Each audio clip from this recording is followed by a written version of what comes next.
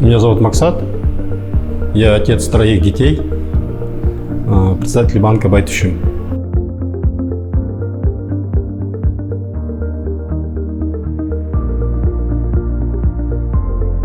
Я здесь, с одной стороны, я согласен с господином, даже не господином, с мыслителем, величайшим мыслителем 20 века Ошо, который говорил, что в политике идут одни неудачники и такие не очень талантливые люди, потому что нормальные люди должны становиться художниками, поэтами, писателями, архитекторами, и творить. Вот.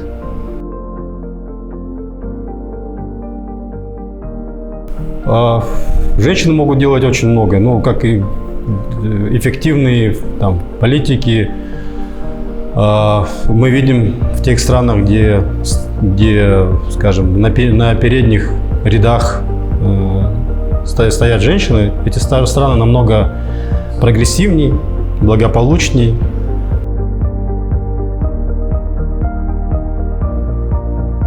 Если мы вспомним начало 90-х годов, кто поднял экономику, это когда была полная разруха, наши челночницы, это были женщины. Дордой основался в основном на бизнесе женщин. Экономику поднимали женщины, и семьи сохранились благодаря женщинам.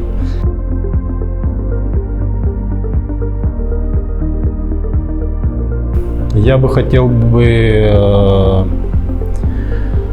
наверное, если так откровенно говорить, прекратить радикальную исламизацию, что, на мой взгляд, может негативно повлиять на развитие страны и особенно на девочек и женщин нашей страны. Поэтому нужно строить больше школ, а не мечетей, и прекратить такой радикальный ислам по мере возможности.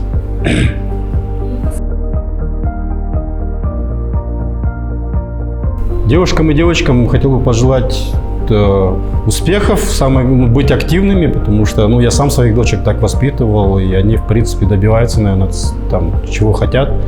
Поэтому все в ваших руках, скажем, не знаю, в нашем банке у нас из 4 моих замов 3 это девушки, женщины, поэтому всегда можно добиться всего, что вы захотите. Не надо думать, как многие, наверное, думают, успешно выйти замуж, это, конечно, хорошо, но в то же время, мне кажется, что нужно думать о том, что ты можешь сделать для страны. Но это касается, наверное, всех, не только женщин.